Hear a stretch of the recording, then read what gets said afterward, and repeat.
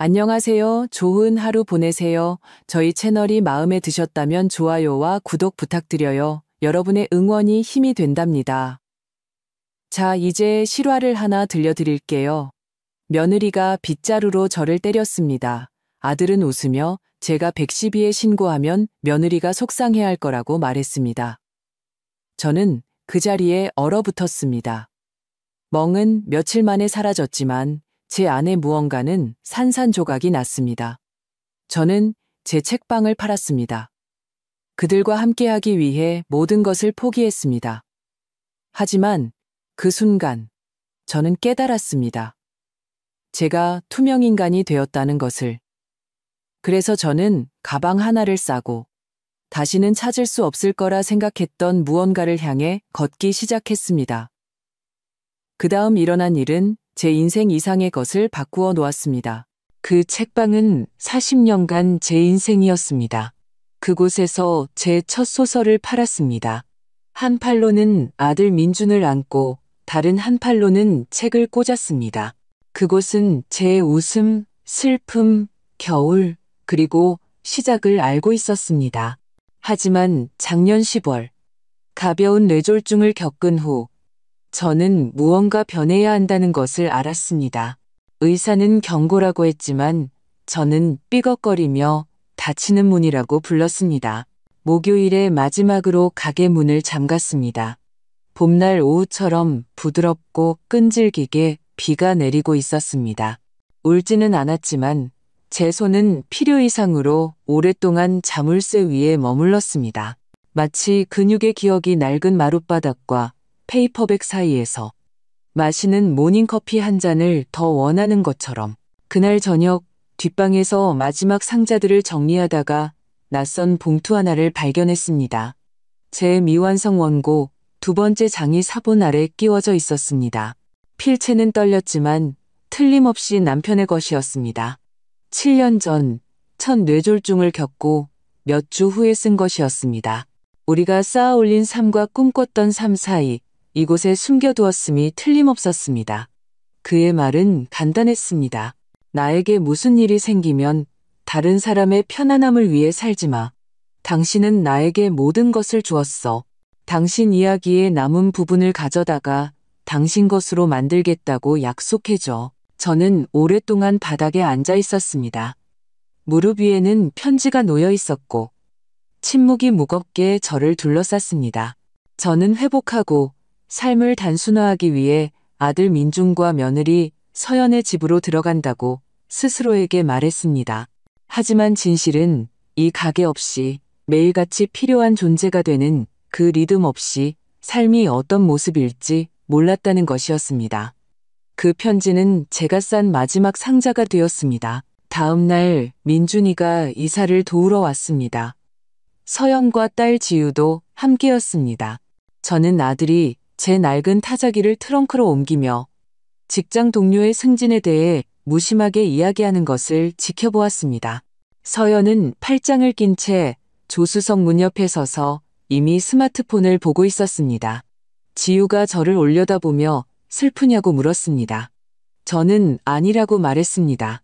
하지만 아이의 눈빛은 그 아이가 더 잘 알고 있다고 말해주었습니다. 차가 떠날 때 저는 비에 흐려진 창문 너머로 책방에 빛바랜 간판을 돌아보았습니다. 글자들이 벗겨지고 있었습니다. 그 안의 삶은 이미 희미해지기 시작했습니다. 그럼에도 저는 속삭였습니다. 고마워. 때로는 한 챕터가 마침표로 끝나지 않습니다. 때로는 전혀 다른 이야기 속으로 접혀 들어갑니다. 그리고 이번에는 제가 쓸 차례였습니다. 손님방은 지하에 있었습니다. 창문 하나 없이 작은 램프 하나와 우리 것이 아닌 소나무 수백자 하나만 있었습니다. 매트리스는 딱딱했습니다. 공기에서는 눅눅한 카펫과 세제 냄새가 희미하게 났습니다. 고맙다고 말했지만 그 고맙다는 말은 목구멍에 채 닿지도 않았습니다. 위층 냉장고에는 서연이 붙여놓은 메모가 있었습니다. 집안 규칙, 깔끔하게 인쇄되어 있었고 항목별로 색깔까지 구분되어 있었습니다.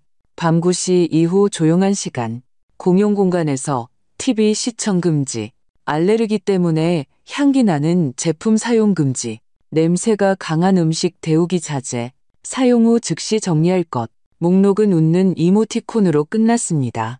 저는 그것을 접어 카디건 주머니에 넣었습니다. 나중에 부엌에서 지우에게 시리얼을 부어주는 민준을 만났습니다. 그는 멋쩍은 눈길을 보내며 말했습니다. 서연이가 그냥 뭐든 명확한 걸 좋아해서 그래요. 저는 이해하는 척 고개를 끄덕였지만 제 몸은 아직 소파 쿠션에 자리 잡지도 못했는데 벌써 수습기간 중인 세입자가 된 기분이었습니다. 그날 오후 짐을 풀려고 했지만 지하에는 서랍장이 없었습니다. 계절 장식이라고 적힌 플라스틱 상자 2개와 벽에 단단히 말려있는 요가 매트가 전부였습니다. 저는 대부분의 물건을 여행 가방에 그대로 두었습니다. 침대 위 선반에 책들을 나란히 눕혔습니다. 책등들이 작은 위안의 스카이라인을 형성했습니다. 그날 저녁 복도에서 민준이가 낮은 목소리로 통화하는 것을 엿들었습니다. 서류를 업데이트하는 것에 대해 만약을 대비해 모든 것을 제자리에 두는 것에 대해 이야기하고 있었습니다. 그러더니 유언장이라는 단어를 말했습니다. 누구와 통화하는지는 몰랐지만 그의 목소리는 긴장했지만 책임감 있는 척할 때 내는 그런 톤이었습니다. 그날 밤 저녁 식사 중에 서연이 그 주제를 꺼냈습니다. 법적으로 몇 가지를 명확히 해주시면 정말 도움이 될 거라고 했습니다. 큰 건 아니고 그냥 표준적인 재산 위임장이나 의료 관련 지시서 같은 것들이라고요. 그녀는 자기 이모가 돌아가셨을 때 일이 얼마나 복잡했는지 언급했습니다. 민준이가 거의 나중에 생각난 듯 덧붙였습니다. 곧 새 유언장을 작성하는 걸 고려해 보시라고. 깔끔하게 나중에 혼란의 여지가 없도록. 그러고는 마치 날씨 얘기를 하는 것처럼 제게 샐러드를 건넸습니다. 저는 접시를 받고 고개를 끄덕였지만 안에서 무언가 바뀌었습니다. 분노도 실망도 아닌 그저 가슴 한가운데를 짓누르는 조용한 무게감이었습니다. 그날 밤 잠을 거의 자지 못했습니다. 지하실은 너무 조용했습니다. 보일러가 30분마다 켜졌다, 꺼졌다 했습니다. 위 어딘가에서 배관이 지친 뼈처럼 신음했습니다. 이른 새벽, 저는 가방에 넣어둔 작은 상자에 손을 뻗었습니다. 안에는 남편의 편지가 있었습니다. 그의 필체는 기억대로 떨렸고 그의 말은 어제 쓴 것처럼 머릿속에서 울렸습니다. 그들의 편안함을 위해 살지 마. 당신의 삶을 살아. 그런데 저는 지금 여기 창문 없는 방에서 냉장고 규칙에 대한 메모나 읽고 있었습니다. 사건은 다음 화요일에 일어났습니다. 제가 찻잔을 주방 조리대 가장자리에 너무 가깝게 놓았던 것입니다. 지우에게 줄 산딸기 몇 알을 헹구고 있을 때 떨어지는 소리를 들었습니다. 타일 위로 부딪히는 도자기 소리, 날카롭고 빨랐습니다. 새 조각으로 깔끔하게 깨졌습니다. 몸을 굽혀 치우기도 전에 어깨에 갑작스러운 툭 하는 느낌을 받았습니다. 손이 아니었습니다. 빗자루의 끝이었습니다. 조심 좀 하세요. 서연이 말했습니다. 목소리는 가볍고 거의 장난스러웠지만 빗자루의 솔 부분은 반대쪽을 향하고 있었습니다. 저를 건드린 것은 차갑고 직접적이며 틀림없는 나무 부분이었습니다. 그녀는 마치 음식에 너무 가까이 다가간 애완동물을 꾸짖는 것처럼 제 위에 서 있었습니다. 저는 필요보다 조금 더 오래 무릎을 꿇고 있었습니다. 침묵이 늘어질 만큼, 그 침묵이 내려앉는 것을 느낄 만큼만. 고개를 들었을 때 민준이가 바나나를 손에 들고 문간에 기대어 있었습니다. 그는 작은 비웃음을 짓더니 바닥으로 시선을 돌렸습니다. 아무 말도 하지 않고 그저 바나나 껍질을 벗겨 식당으로 걸어 들어갔습니다. 저는 깨진 컵 조각을 쓰레받기에 쓸어 담고 바닥이 깨끗해진 후에도 한참 동안 바닥을 닦았습니다. 그날 저녁 늦게 지우가 계단을 내려오는 소리가 들렸습니다. 힐끗 보니 아이는 난간을 붙잡고 계단 중간에 얼어붙어 있었습니다. 모든 것을 본 것이었습니다. 우리 눈이 마주쳤습니다. 아이는 말하지 않았습니다. 저도 마찬가지였습니다. 아이 뒤에서 서연의 목소리가 들려왔습니다. 빨래를 개는 것에 대해 명랑하게 무언가 말하고는 지유에게 와서 도우라고 했습니다. 그러고는 눈까지 웃지 않는 미소로 덧붙였습니다. 할머니가 오늘 그냥 피곤하셔서 그래. 아까 발을 헛디디셨어. 늙으면 다 그렇지. 지유는 망설였습니다. 그러더니 돌아서서 다시 위층으로 올라갔고 전보다 더 무거운 침묵을 남겼습니다. 저는 빗자루에 대해 언급하지 않았습니다. 비웃음에 대해서도 말하지 않았습니다. 대신 조리대를 닫고 그 컵이 어차피 낡은 것이었다고 스스로를 속였습니다. 다음 날 이웃이 레몬 타르트를 가져다 주러 왔습니다. 서연은 그녀를 안으로 들여 커피를 대접했습니다. 그들은 거실에서 요가와 중학교 입시에 대해 이야기하며 웃었습니다. 이웃이 제가 얼마나 머무를 거냐고 물었을 때 서연이 제가 대답하기도 전에 말했습니다. 아, 민준 씨가 늦게까지 일하는 동안 집안일을 좀 도와주고 계세요. 아래층에서 이것저것 챙겨주시죠. 아래층에서요. 은퇴한 책방 주인이 아니라 그의 어머니가 아니라 그저 지하에 조용히 자리 잡은 도우미일 뿐이었습니다. 저는 미소 지었습니다. 저는 사람들 앞에서는 항상 미소 짓습니다. 가족을 위해 수십 년간 의견을 삼키다 보면 배우게 되는 습관입니다. 하지만 그날 밤 지하에서 저는 낡은 일기장을 펴고 한 줄을 썼습니다. 그들은 잔인한 게 아니다. 효율적인 것이다. 그리고 나는 효율적으로 잊혀지고 있었다. 봉투는 우편물 더미 사이에 끼워져 있었습니다. 쿠폰, 공과금 고지서, 보험 전단지, 그리고 조심스러운 필체의 작은 크림색 봉투. 안에는 반짝이는 해바라기가 그려진 접힌 카드가 있었습니다. 지유가 직접 연필로 쓴 11살 아이가 쓸 수 있는 가장 단정한 글씨였습니다. 할머니께 항상 계피 향이 나고 아무도 시간이 없을 때 저에게 책을 읽어주셔서 감사해요. 할머니 옆에 더 많이 앉아있을 수 있으면 좋겠어요. 저는 3번을 읽고 나서야 조심스럽게 접어 카디건 주머니에 넣었습니다. 제 손은 따뜻하고 부드러운 천 위에서 머물렀습니다. 그 쪽지는 제 안 깊은 곳, 책방을 떠난 후 잠가두었던 곳에 자리 잡았습니다. 그날 늦게 민준이가 저를 위층으로 불렀습니다. 서연은 이미 식탁에 앉아 있었고 앞에는 서류철이 펼쳐져 있었으며 맨 위 페이지에는 펜이 가지런히 놓여 있었습니다. 공기는 마치 제가 동의한 적 없는 회의에 걸어 들어온 것처럼 연출되어 있었습니다. 민준이가 맞은편 빈 의자를 가리켰습니다. 어머니, 그가 너무나 태연하게 말했습니다. 서연이랑 생각해봤는데요. 그 지하방은 정말 어머님한테 좋지 않아요. 창문도 없고 햇빛도 안 들고 그 계단도 장기적으로는 안전하지 않고요. 저는 침묵을 지켰습니다. 그의 말투는 너무나 연습된 것이었습니다. 서연이 그 세련되고 연습된 미소를 지었습니다.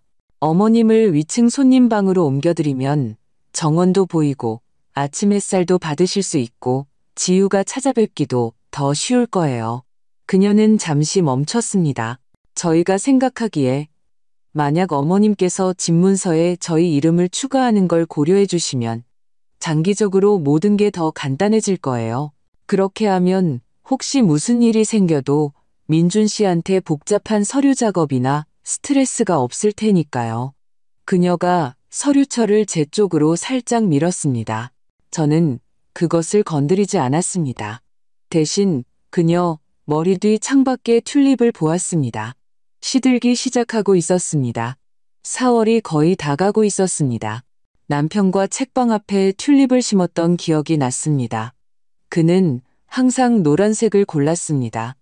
일찍 피고 빨리 지는 종류에 저는 천천히 아무것도 드러내지 않으려 조심하며 고개를 끄덕였습니다. 위층 방이 더 좋아 보이긴 하네. 민준이가 안도의 한숨을 내쉬었습니다. 서연은 서류철을 다시 접었습니다. 어머님께서 서명하실 준비가 되면 언제든 저희가 준비해 둘게요. 부담 갖지 마세요.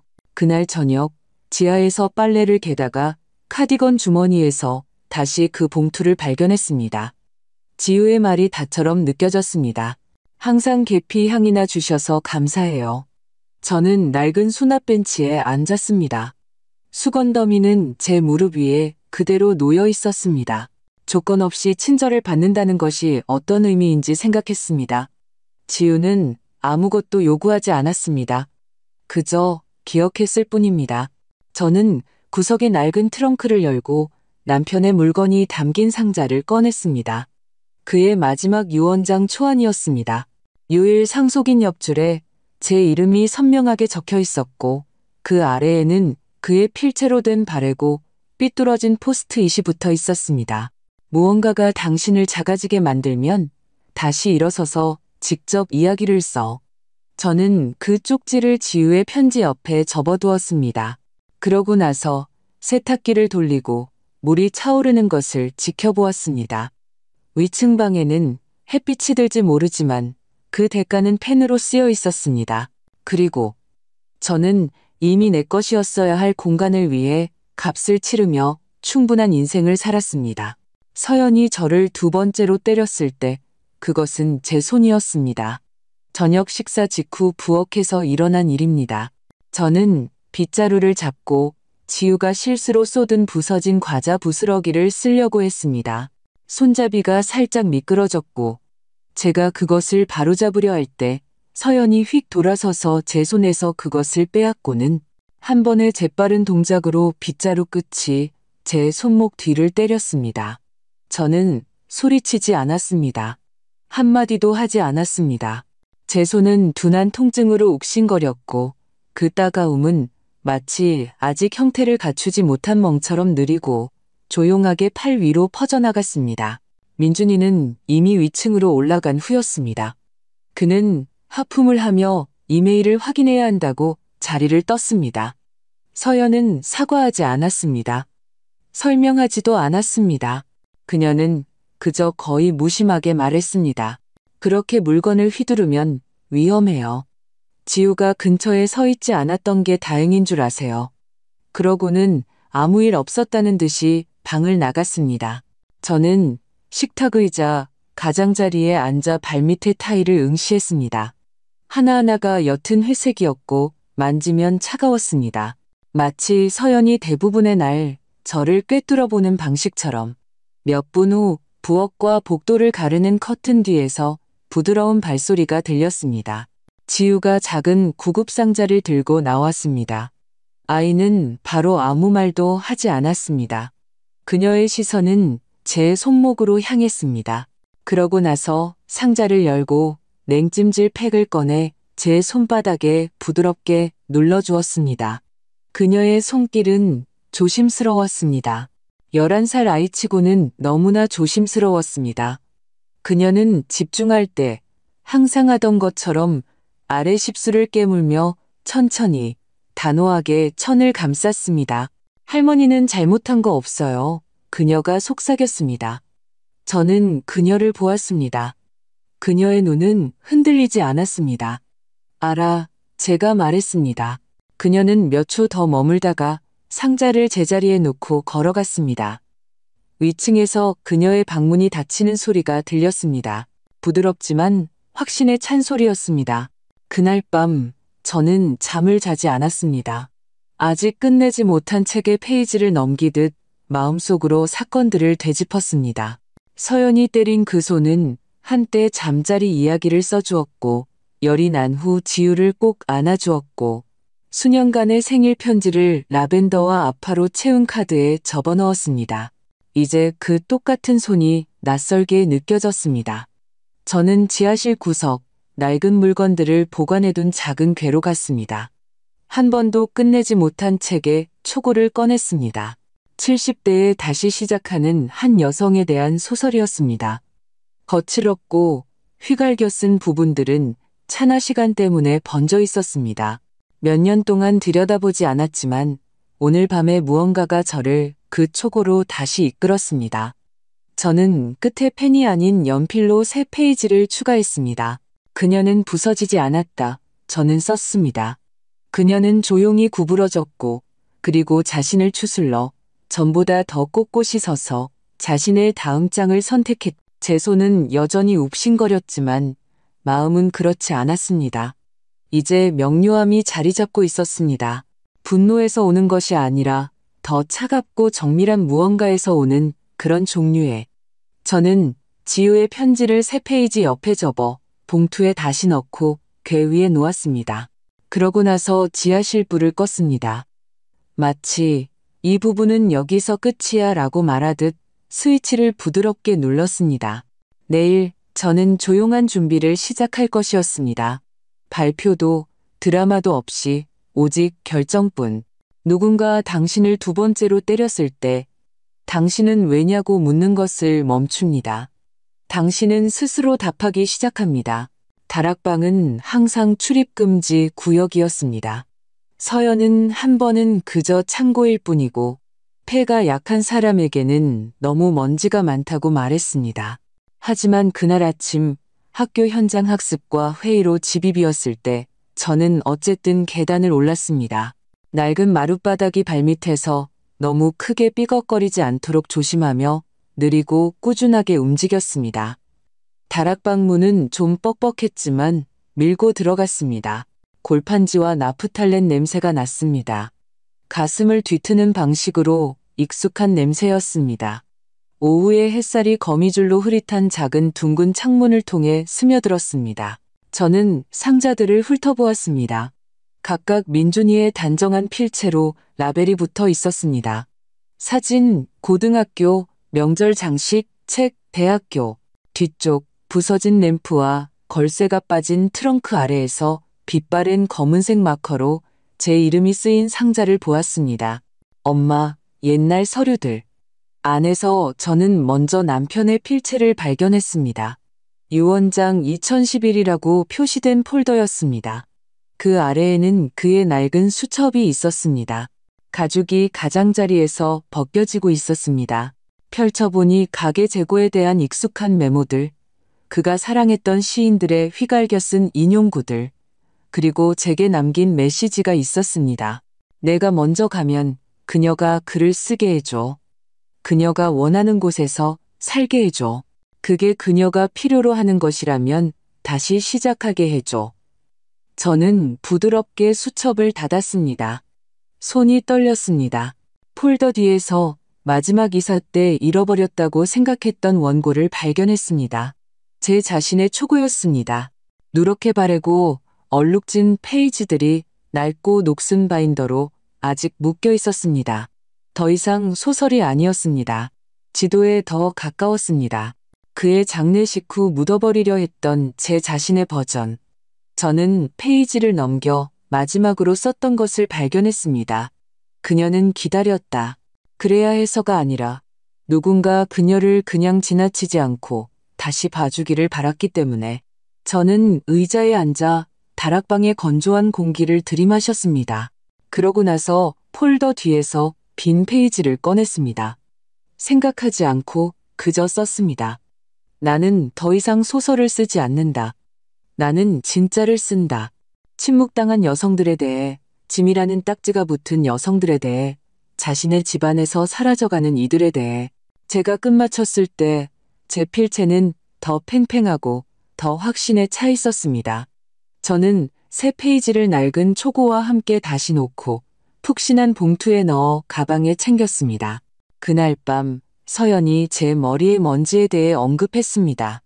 저는 희미하게 미소 지으며 남편 물건 상자들을 좀 정리하고 있었다고 말했습니다. 그녀는 순간 놀란 듯 보였지만 다시 차를 젓는 대로 돌아갔습니다. 민준이는 스마트폰에서 눈을 떼지 않았습니다. 나중에 제 방에서 노트북을 열었습니다. 비밀번호는 여전히 우리 옛날 책방의 이름이었습니다. 저는 2번째 장이라는 제목의 폴더를 만들었습니다. 3페이지들을 그 안에 스캔하고 만약을 대비해 우리가 팔았던 집의 원래 등기 서류들을 복사했습니다. 끝났을 때 남편의 편지를 접어 침대 옆 서랍에 넣었습니다. 아직은 아무도 제가 무엇을 만들고 있는지 모를 것이었습니다. 하지만 무언가 바뀌었습니다. 저는 더 이상 그저 친절을 기다리는 누군가가 아니었습니다. 저는 움직이는 여성이었고, 집의 가장 조용한 방에서 자신의 부서진 조각들을 모으며 슬픔보다 훨씬 더 소리 높은 무언가를 준비하고 있었습니다. 내일 저는 전화를 걸 것이고, 그 다음 날 저는 다시 시작할 것이었습니다. 도망치기 위해서가 아니라 되찾기 위해서. 낡은 여행 가방의 지퍼를 닫았을 때 아직 어두웠습니다. 집은 냉장고의 낮은 윙윙거림을 제외하고는 침묵 속에서 잠들어 있었습니다. 저는 소리 없이 움직여 잠옷과 마지막 카디건을 옆주머니에 접어넣었습니다. 모든 움직임이 너무 오래 걸려 끝낸 문장의 마지막 구두점처럼 의도적으로 느껴졌습니다. 쪽지는 쓰지 않았습니다. 의미가 없었습니다. 아래층에서 복도 거울 옆에 멈춰 섰습니다. 제 모습에 깜짝 놀랐습니다. 나이나 다름 때문이 아니라 마침내 뒤돌아보는 그 여자를, 예의와 회피의 겹겹 아래 숨어있던 그 여자를 알아보았기 때문입니다. 저는 외투깃을 여미고 난간을 손으로 쓸어내린 후 마지막 걸음을 부엌으로 내디뎠습니다. 달빛이 서연의 일정표가 아직 걸려있는 조리대를 비췄습니다. 냉장고 청소, 엄마 비타민, 차고 잠그기. 저는 부드럽게 그 목록을 떼어 한 번 접어 쓰레기통에 버렸습니다. 뒷문을 열었습니다. 뒤에서 들리는 부드러운 소리에 돌아섰습니다. 지유였습니다. 아이는 복도 가장자리에 푹신한 가운에 쌓인 작은 몸으로 머리는 헝클어진 채 서 있었습니다. 눈은 동그래졌지만 차분했습니다. 아무것도 묻지 않았습니다. 대신 더 가까이 다가와 작은 무언가를 내밀었습니다. 골판지로 만든 책갈피, 손으로 그린 꽃과 반짝이 풀, 거기에는 이렇게 쓰여 있었습니다. 저는 할머니를 믿어요. 저는 그것이 사라지기라도 할 것처럼 손가락 사이에 누르며 천천히 받았습니다. 목이 메어 그저 고개를 끄덕였습니다. 아이는 앞으로 다가와 제 주위로 팔을 감쌌습니다. 그녀의 포옹은 빠르지만 강렬했고 오래도록 여운이 남는 종류였습니다. 그러고는 말없이 돌아서서 자신의 방으로 되돌아갔습니다. 저는 거기서 한숨 더 머물렀습니다. 그러고 나서 밖으로 나섰습니다. 거리는 조용했고 하늘은 아침과 함께 막 희미해지기 시작했습니다. 두 블록 아래 버스 정류장으로 걸어갔습니다. 여행 가방이 콘크리트 위에서 부드럽게 굴러갔습니다. 아직 아무도 밖에 없었습니다. 공기는 상쾌하고 시원했습니다. 긴장되지 않았습니다. 죄책감도 느끼지 않았습니다. 그저 명료했습니다. 버스에서 창가에 앉아 제가 쓴 페이지들이 담긴 봉투를 꺼냈습니다. 맨 위에 지우의 책갈피를 추가했습니다. 남편의 편지 옆에 지우의 그림을 챙겨두었습니다. 왠지 이제 둘 다 나침반의 지점처럼 느껴졌습니다. 버스가 동네를 벗어날 때 한번 뒤돌아보았습니다. 애도하기 위해서가 아니라 끝났음을 표시하기 위해서. 저는 더 이상 그 집에 속하지 않았습니다. 지하실에도 다락방에도 다른 사람 이야기의 여백에도. 해가 뜨기 직전에 옛 책방 자리에 도착했습니다. 열쇠는 여전히 쉽게 돌아갔습니다. 안에서는 시간과 먼지와 종이 냄새가 났습니다. 문 위 차양에는 제 이름이 여전히 희미하게 남아 있었습니다. 저는 빈 공간의 중앙에 여행 가방을 옆에 두고 섰습니다. 잠시 동안 그저 귀를 기울였습니다. 그러고 나서 가방을 내려놓고 뒷방을 열었습니다. 선반들은 여전히 온전했습니다. 몇몇 낡은 라벨이 그 모서리에 붙어 있었습니다. 가장 가까운 것을 만졌습니다. 그것은 시작이었습니다. 귀환도 후퇴도 아닌 두 번째 장. 소설 속이 아니라 삶 속에서 낡은 가게의 중앙에 서 있을 때 먼지 낀 블라인드를 통해 아침 햇살이 스며들었습니다. 제 여행 가방은 여전히 문 근처에 있었지만 제 손은 이미 바빴습니다. 더 이상 책을 정리하고 있지 않았습니다. 목적을 정리하고 있었습니다. 가게의 고요함은 이제 다르게 느껴졌습니다. 무겁지도 외롭지도 않고 그저 기다리고 있었습니다. 저는 창문을 닦는 것부터 시작했습니다. 한 번에 한 장씩, 그러고 나서 뒷 사무실을 치웠습니다. 거기 누렇게 바랜 영수증과 잊힌 우편물 목록 더미 아래에서 맨 위에 제 이름이 아직 인쇄된 사업자 등록증을 발견했습니다. 결국에는 놓아줄 준비가 되지 않았던 제 자신의 옛 버전과 악수하는 것 같았습니다. 주말까지 선반은 깨끗이 닦였고 먼지는 사라졌습니다. 입구 근처에 작은 카드 테이블을 놓고 커피포트와 무료 커피, 자유로운 생각이라고 쓰인 간판만 두었습니다. 처음에는 방문객이 많지 않았습니다. 한두 명의 나이든 여성들이 들여다보며 재개장하는 거냐고 물었습니다. 저는 가게는 아니라고, 정확히는 아니라고 말했습니다. 그들은 호기심 어린 표정으로 고개를 끄덕였습니다. 어떤 이들은 커피를 마시며 머물렀고 다른 이들은 조용히 떠났습니다. 저는 속도를 늦추었습니다. 그 일요일 저는 1년 넘게 연락하지 않았던 누군가에게 연락했습니다. 그녀의 이름은 박선영이었습니다. 한때는 손님이었지만 변호사이기도 했습니다. 남편이 세상을 떠난 후 책방을 거의 팔 뻔했을 때 그녀를 기억했습니다. 서명하기 전에 시간을 가지라고 미루라고 말해준 사람이 그녀였습니다. 저는 그녀의 사무실에 전화해 메시지를 남겼습니다.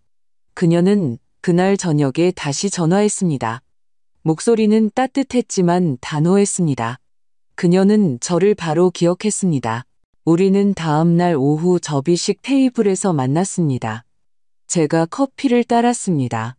그녀는 질문하지 않고 제가 만들고 싶은 것에 대해 설명하는 동안 그저 들었습니다. 자선단체도 독서 모임도 아닌 재단, 무시당하고 침묵당하고 투명인간처럼 느끼게 만들어진 여성들, 특히 나이 든 여성들을 위한 공간이었습니다. 저는 그들에게 자신의 이야기를 쓸 도구뿐만 아니라 자신의 삶을 보호할 도구를 제공하고 싶었습니다. 법률 자문, 자산 계획, 자신의 권리를 이해하기 위한 자원, 정서적 재정적 학대 생존자들을 위한 지원 그룹. 그들의 목소리가 크지 않아도 들리는 곳이었습니다. 박 변호사는 뒤로 기대어 팔짱을 끼고 미소 지었습니다. 돕겠다고 했습니다. 수수료 없이 제가 중간에 포기하지 않겠다는 약속만으로 그날 밤 저는 공책 맨 위에 단어들을 썼습니다. 두 번째 장재단, 그리고 그 아래에 자신의 이야기가 다른 사람의 결정으로 끝났다고 생각했던 모든 여성을 위해 다음 주 몇몇 여성들이 다시 찾아왔습니다. 친구들을 데려왔습니다. 그들 중 한 명은 예시 코너를 저널링 워크숍을 여는데 써도 되냐고 물었습니다. 저는 그녀를 위해 공간을 비워주었습니다. 다른 여성은 성인 자녀와 경계를 설정하는 것에 대한 강연을 열고 싶어 했습니다. 저는 고개를 끄덕였습니다. 모든 것이 시작되고 있었습니다. 저는 작은 기부 항아리를 설치했습니다. 돈을 위해서가 아니라 이야기를 위해서. 익명의 쪽지들이 담긴 작은 종이 조각들이 나타나기 시작했습니다. 저는 5년 동안 딸과 말하지 않았어요. 아들이 제 은행 계좌를 통제했어요. 제 이름으로 불리는 게 그리워요. 저는 각각을 침묵 속에서 읽고 부드럽게 접어 희망이라는 이름 아래 파일에 넣었습니다. 월말까지 창문의 간판이 바뀌었습니다. 휴업도 책방도 아니었습니다. 거기에는 이렇게 쓰여 있었습니다. 두 번째 장재단, 조용한 목소리, 진정한 힘. 그리고 그 아래에는 손으로 그린 책갈피가 테이프로 붙어 있었습니다. 저는 그 필체를 알았습니다. 원본은 제 가방에 보관하고 있었습니다. 이것은 사본이었습니다. 거기에는 여전히 이렇게 쓰여 있었습니다. 저는 할머니를 믿어요. 그리고 이번에는 저만이 그렇게 믿는 것이 아니었습니다. 전화는 화요일 아침에 왔습니다. 지역시사 프로그램의 프로듀서가 지역사회 추천을 통해 두 번째 장재단에 대해 들었다고 했습니다. 그녀는 우리가 하는 일을 특집으로 다루고 싶어 했지만 제가 제 이야기를 공유하는 것이 안전하고 편안하다고 느낄 경우에만 가능하다고 했습니다. 저는 한 가지 조건 하에 하겠다고 말했습니다. 얼굴은 보이지 않겠다고. 그럴 필요가 없었습니다. 제 목소리와 그 문을 통해 걸어들어온 여성들의 목소리가 충분하고도 남았습니다. 그 방송은 조용한 목요일 저녁에 방영되었습니다. 저는 가게에 텔레비전조차 없었습니다. 하지만 몇 시간 안에 제 전화가 울리기 시작했습니다. 전국 각지에서 온 여성들이 메시지를 남겼습니다. 그들은 이렇게 말했습니다. 제가 아니오라고 말해도 되는지 몰랐어요. 제 딸은 제가 너무 불평한다고 말하지만 이제 보니 그녀는 그냥 진실을 듣고 싶지 않았던 것 같아요. 저 혼자인 줄 알았어요. 저는 가능한 한 많은 전화에 답신했습니다. 박 변호사는 더 사적으로 이야기하고 싶은 사람들을 위해 소그룹을 조직하는 데 도움을 주겠다고 제안했습니다. 주말까지 명단에 60명이 넘는 이름이 올랐습니다. 어떤 이들은 떨리는 목소리로 음성 메시지를 남겼습니다. 어떤 이들은 손편지를 보냈습니다. 어떤 이들은 그저 와서 문 앞에 서서 젖은 눈으로 안을 들여다보다가 걸어갔습니다. 하지만 그들은 주소를 찾았습니다. 지금으로서는 그것으로 충분했습니다. 소문은 제가 예상했던 것보다 더 멀리 퍼졌습니다. 지역 신문이 짧은 기사로 뒤를 이었습니다. 그러자 한 전국 블로그가 비디오를 다시 게시했습니다. 이틀 안에 재단 웹사이트는 너무 많은 방문으로 다운되었습니다. 저는 제가 살던 그 집에서 서연이 텔레비전 리모컨을 손에 들고 거실을 서성이고 있다는 것을 몰랐습니다. 화면에는 재단 정문 창문의 흐릿한 모습과 이름은 제 것이 아니지만 서연이 모든 단어를 알아챌 만큼 익숙한 이야기를 하는 제 목소리가 나오고 있었습니다. 민준이는 소파 가장자리에 앉아 응시하고 있었습니다. 그녀는 우리를 괴물처럼 보이게 하려는 거야. 같은 말을 중얼거렸습니다. 그는 대답하지 않았습니다. 그녀가 더 큰 소리로 말했습니다. 당신은 그녀가 우리 가족을 진흙탕으로 끌고 가게 내버려 둘 거야? 하지만 민준이는 여전히 화면을 보고 있었습니다. 그는 혼란이나 수치심이나 헤드라인을 보지 않았습니다. 그는 책갈피를 보았습니다. 저는 할머니를 믿어요 라고 쓰인 그것을.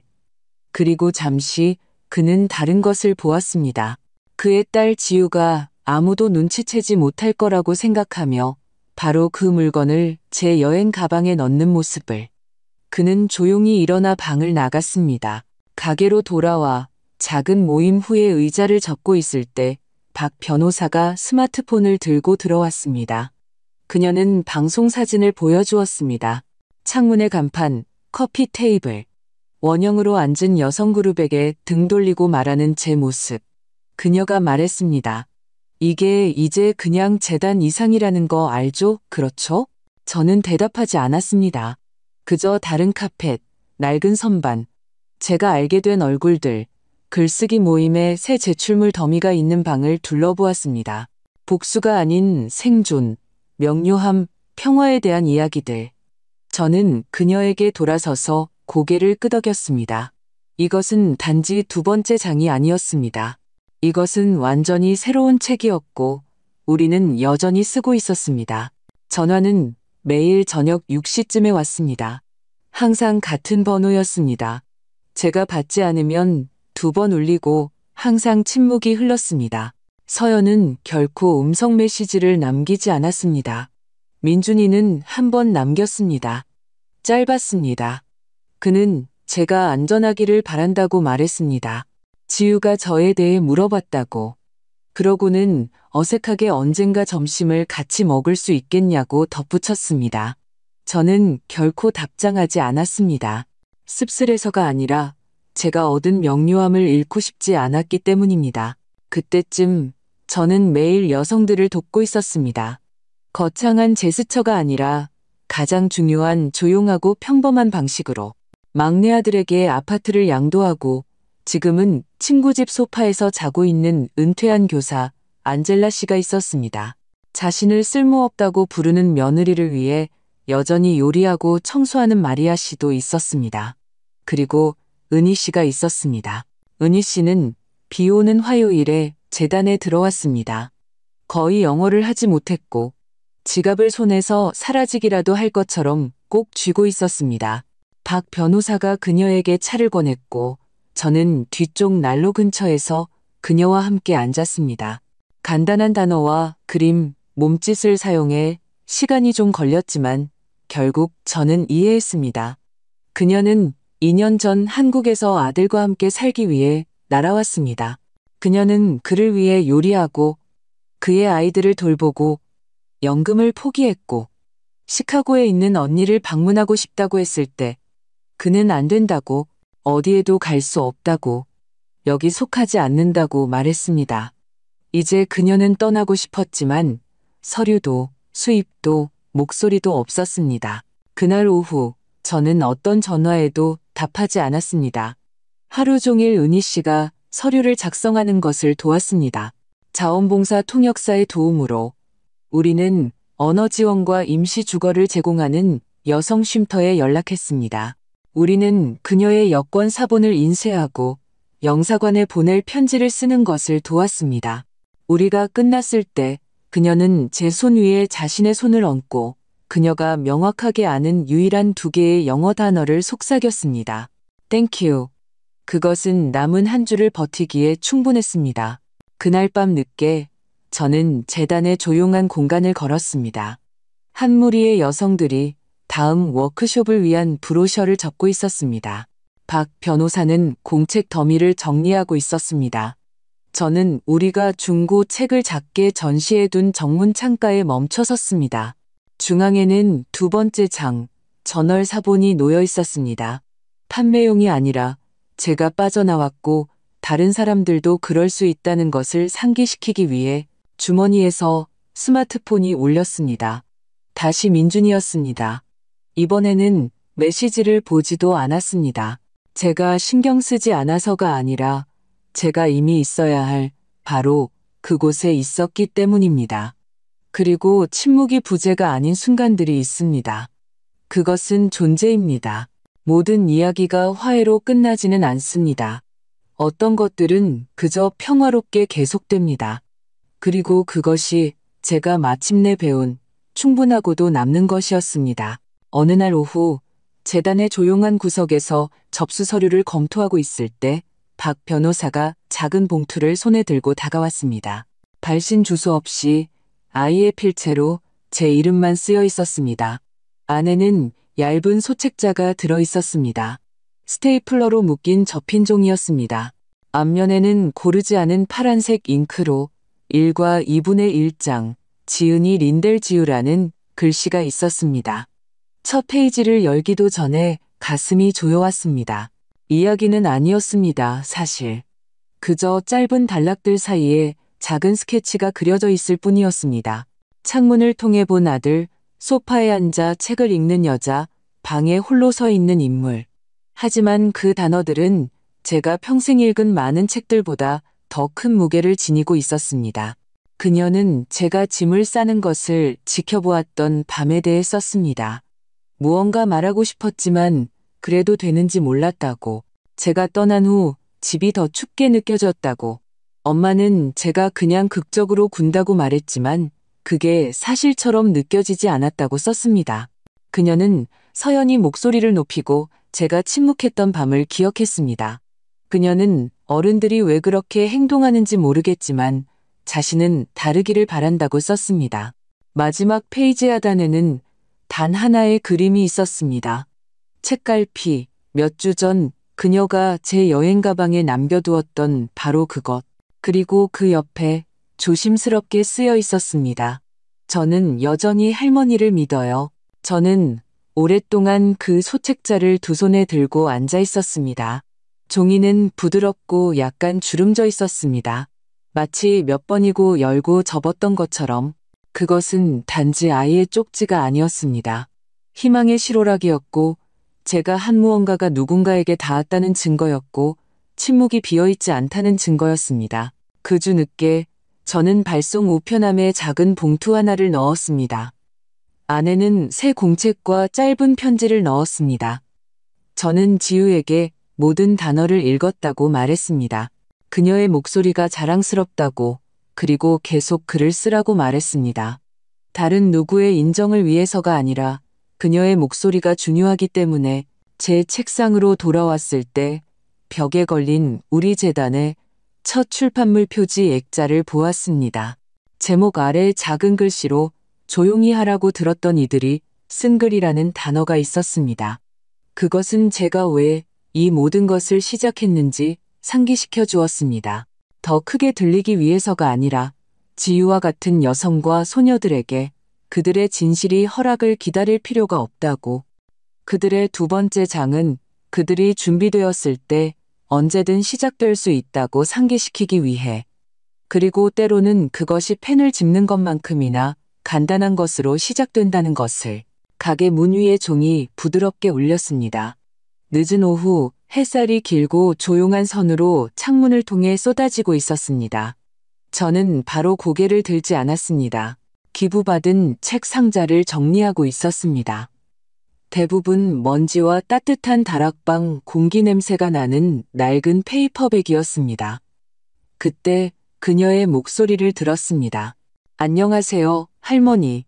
돌아보니 그녀가 있었습니다. 지유가 문간에 무언가를 손에 들고 서 있었습니다. 불과 몇 달 만에 키가 더 컸습니다. 머리는 제가 학교 가기 전에 빗어주곤 했던 그 엉성한 따은 머리였습니다. 눈은 약간 확신이 없었지만 발은 굳건히 서 있었습니다. 그녀는 뛰지 않았습니다. 숨지도 않았습니다. 그녀는 제게 다가와 손바닥을 폈습니다.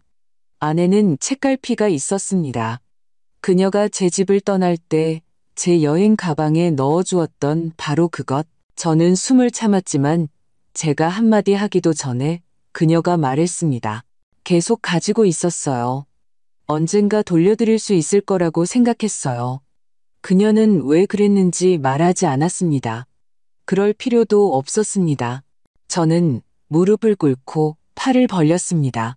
그녀는 그 안으로 들어왔고 저는 그녀를 가슴에 꼭 껴안았습니다. 그녀가 제게 머리를 기대자 어깨가 이완되는 것을 느낄 수 있었습니다. 이야기에서 보는 그런 종류의 재회는 아니었습니다. 거창한 연설도 극적인 음악도 없었습니다. 그저 조용하고 진짜였습니다. 우리가 떨어졌을 때 저는 잠시 머물러도 된다고 말했습니다. 뒤쪽에서 차를 끓이고 있었고 정리해야 할 책이 한 무더기 있었습니다.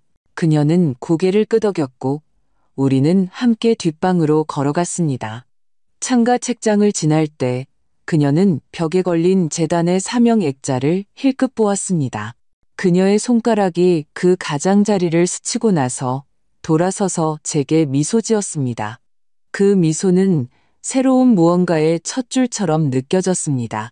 그리고 우리가 오후에 자리 잡으면서 저는 이 장이 전혀 끝나지 않고 있다는 것을 깨달았습니다. 그저 페이지를 넘기고 있을 뿐이었습니다. 만약 당신의 목소리가 묵살당했다고, 평화를 지키기 위해 조용히 있어야 했다고 느껴본 적이 있다면 아마 당신은 마저리가 지고 있던 것을 이해할 것입니다. 그녀의 여정은 많은 것 중 하나이지만 아마 당신 안에 무언가와도 공명할 것입니다. 당신의 두 번째 장은 어떤 모습인가요? 당신은 마지막으로 언제 존중받는다고 느꼈나요? 이 이야기가 당신에게 여운을 남겼다면 공유해 주시기를 바랍니다. 어딘가에서